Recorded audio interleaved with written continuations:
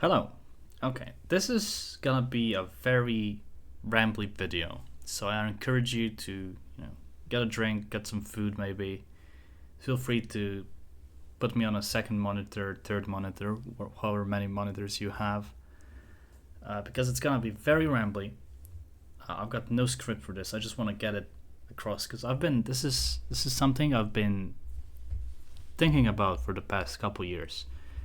And then in the last couple days I've sort of formulated my thoughts a bit more to where I now feel comfortable enough to talk about it for a video. And basically what I want to do is get this point of a feeling across that I felt, and maybe you felt it as well, but you couldn't really put words to it, or didn't yet put words to it. But hopefully through me sharing this, there's gonna be like a dialogue or a constructive conversation maybe in the comments, if someone else also feels like that, or maybe not. Maybe I'm just shouting into the void, which is also fine because I just want to get this out of me. Basically what I want to talk about is a term that I've coined as the phantom fan, and that's being a fan of something you don't like. Now, this isn't hate watching or like hate playing a game or whatever. It's more of like, I'm gonna explain it later on through the examples of The Witcher 3, or well, the Witcher franchise and Assassin's Creed franchise for myself. But basically, it's almost like if you imagine you have a friend that you like and maybe even admire, but you don't necessarily want to hang out with them. Never mind, that actually makes absolutely no sense. Let's just go through it. I've made some extensive research, and by extensive I mean I slapped this sentence into Google, spent like 15 minutes reading a Reddit page, finding no favorable results, and then calling it a day. What I did find though is the Dictionary of Obscure Sorrows, which is, what a banger of a name. This sounds like a book that you need for your next year at Hogwarts. You need Fantastic Beasts and Where to Find Them, the Dictionary of Obscure Sorrows, and a couple more books, right? When they get a list of which books to buy, this could be on there. That's a banger of a name. But basically what I found here is Animoya, which is basically nostalgia for a time you never experienced. And that has absolutely nothing to do with what I'm trying to explain, but it is somewhat similar because it's being a fan, so nostalgia, of something you've not experienced, but maybe you have experienced it but you didn't like it, but you're still a fan now. I know it's very confusing, but that's the gist of it, and I'll try and explain it through my own experiences in the past. So if we take, for example, the Witcher franchise, I've played this game for 70 hours, but these 70 hours, that's me trying to play the game multiple times, like 5 or 6 times, and then giving up and trying again. And then I did a longer playthrough when I streamed the game, because I thought that was gonna force me to push through the bits that I don't really like to then get to the bits that I do like. Because on paper, if you just put the facts down of The Witcher, like what it is, if you write it out and you write out my interests, you get a big overlap of a Venn diagram. There's a huge overlap. I should love this. I should be the number one Witcher fan out there. And I am a fan. I mean, I consider myself a fan. But I never really could get into this game. Whenever I tried it, something just, it never clicked like it clicked for other people. And through that streaming saga that I had, I tried like getting further into it and thinking like maybe that's gonna help, but it's still, something was always off. So I can't really say that I'm a fan of The Witcher 3 because like it never hooked me like it hooked others. So then you might say, okay, there's multiple other like media outlets for The Witcher, right? There's books, there's the show.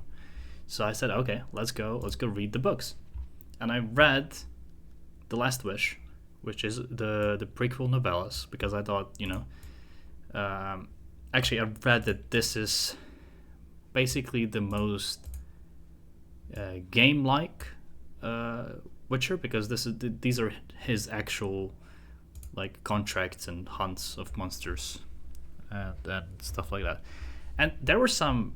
I think I really liked one of the stories, and then the rest of the stories were kind of average to me or more on the meh side. Especially the Butcher of Blaviken one. That was, I don't know. I was expecting. I think I was just expecting way more, because I mean it's been a long. I read this 4 years ago, and a bunch of stuff happened from since. So I don't remember it exactly correctly, but I think he killed like 6 people or something in Blaviken. And those people weren't even like normal villagers. I think there's something shady going on with those. So yeah, I don't know. I was just expecting, because I heard the Butcher of Blaviken from the game, and I was expecting like, I don't know, he murdered the whole village or something. And then it was just like 6 bandit-ish types. So it was kind of a letdown, but that's maybe my fault. I know I really liked at least one of the stories in here. I think it was the sort of Beauty and the Beast story. That one was a banger from what I can remember. But yeah, I read the book and I was like, like I still consider myself a fan. But are you really a fan if you like read the book and you're like on the fence on it? Like not really, right? But I still liked it, but I also didn't. Anyways, so there's that's the Witcher series, which well, we all know how that went. Plot-wise, I absolutely didn't like anything from the Witcher series. But I'm probably like the only one on this planet who also, like, you feel free to crucify me for saying that, but I don't think Henry Cavill was the right choice to play Geralt. I know, I've said it, okay? I know. But for me, Witcher 3 The Wild Hunt was the first Witcher experience. And for me, this is what I'm basing how Geralt should look like in my mind. In my mind, this is imprinted as Geralt. And Henry Cavill, I love how invested he is in the story, and he was probably the only good thing on that production team. Because he was, from what the reports say at least, he was the only one who actually cared about the source material. But if you ask me for my subjective personal opinion, he has more of the like Navy SEAL / Space Marine look, which doesn't necessarily fit into The Witcher as Geralt. But it's also amazing that he's doing the Warhammer 40k now. I am very excited for that, and I actually think he looks like a Space Marine. That's absolutely right. Who I think, this is a bit of a tangent, but bear with me. I think Zach McGowan would have been the best option for Geralt of Rivia. And I am very biased here because I'm a huge fan. But I mean, he has the build, he has the physique, and he has that rough, deep voice. But yeah, where is it? I found a great picture earlier, which I won't be able to find now, of course. He could also be Dandelion, but that's there it is. Doesn't he look like Geralt? I mean, yeah. So when the casting was announced, I was something. That's how I felt when like. No offense to Henry, okay. I think he's a great dude. I love his other work. The Ministry of Ungentlemanly Warfare was a great movie. That's the last thing I saw from him. Great dude overall, king of the nerds and all that. Love him. I just don't think he was the right fit for Geralt. I'm sorry. Feel free to. Actually, you can't even cancel me. I'm not popular enough.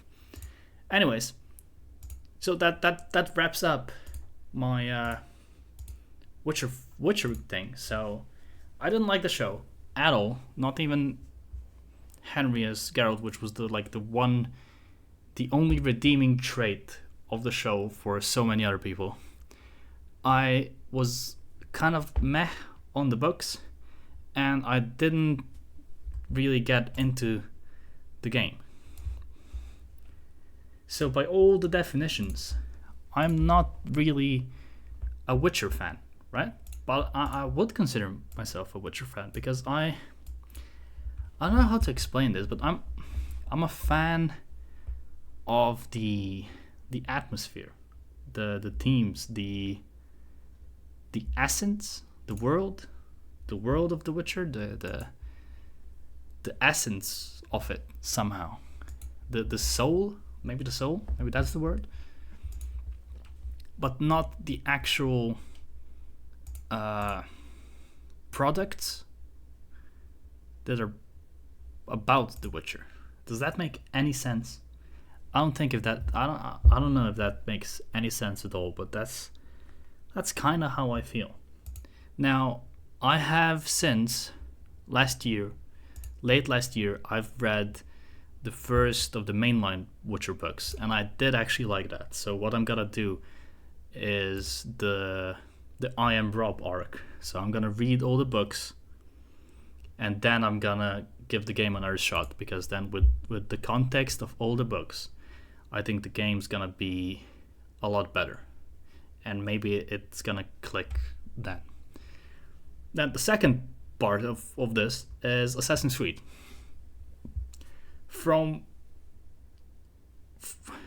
I've been a fan of Assassin's Creed since like forever.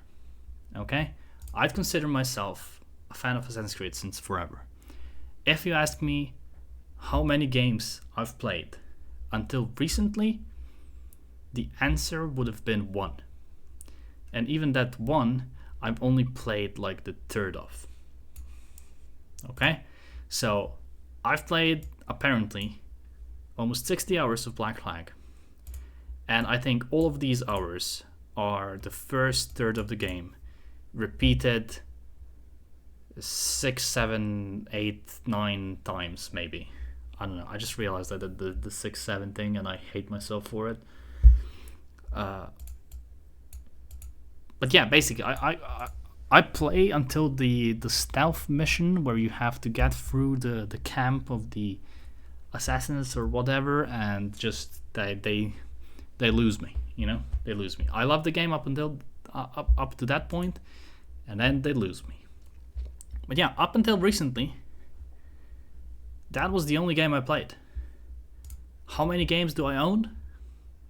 All of them. Because Freedom Cry is part of the Black Flag Gold Edition, and Liberation, I think, is part of the free remastered, I think. But yeah, I've always been a fan. Or well, always considered myself a fan. But I only played one of the games, and even that I gave up on after like the first third of the game. So it's basically the same thing as with The Witcher, but here. Now I did rectify this. I played Origins last year, 100% at that, and I'm playing Valhalla now, about 60 hours in or 70 hours in, and I started playing the first game. Where is it? Here. I started playing the first game, a couple hours in. I think like 8 hours in, and I did drop it because it's a bit repetitive, and I fully realized the irony of someone putting in 70 hours in Valhalla and enjoying that, and then calling the first game repetitive. I know, okay, I've realized what I've said, but that's how I felt. Okay, I think the grit and the sense of epicness and importance in the first Assassin's Creed, that really surprised me, and I loved that. But the actual gameplay and the missions were very repetitive. So I dropped it for a bit, and I am gonna, my headset just turned off. I don't know if you heard that. Anyways, I am gonna return. I don't know when, but I am gonna return and finish it because I do think it's a good game, and I was very surprised that you could ride in it. Anyways, why was I a fan of the Assassin's Creed, you ask? Because of stuff like this. Okay, I'm gonna play a bit of it. They always had, like, the games might have gone down, but the trailers were always top notch. I loved this one here, when he gets surrounded, pure cinema. And then he starts seeing the Phantom. See what I did, like the Phantom, because I'm talking about the Phantom fan. But yeah, he starts, like, this is pure cinema. This was so epic. This, to my teenage brain, this left a big imprint on my teenage brain. This, and especially the third one. Let me see if I can find it. The trailer for the third game is probably my favorite trailer, my favorite game trailer of all game trailers ever. And to bring it all back, to the beginning. I played this game since forever, like a bit after release. I think I bought it, but I didn't really like it. I mean, I liked it, but I always stopped because of the follow missions, because of the stealth stuff. Like that one stealth mission in particular, where you had to get through their stronghold, and that was my only real Assassin's Creed experience up until recently, and that wasn't all that positive. But I was still a fan of it because of the aesthetic, the style, the atmosphere, the essence of it. I like this. I'm a fan of this. I not really like this. I love this. Yeah. So I don't know how to call this. Right now I'm going with the Phantom fan, and I don't know if anyone else felt the same about any other franchise or any other movie, game, whatever. But I did, and I rambled about it now, and that's about it. Have a nice rest of your day. I'll see you in the next one.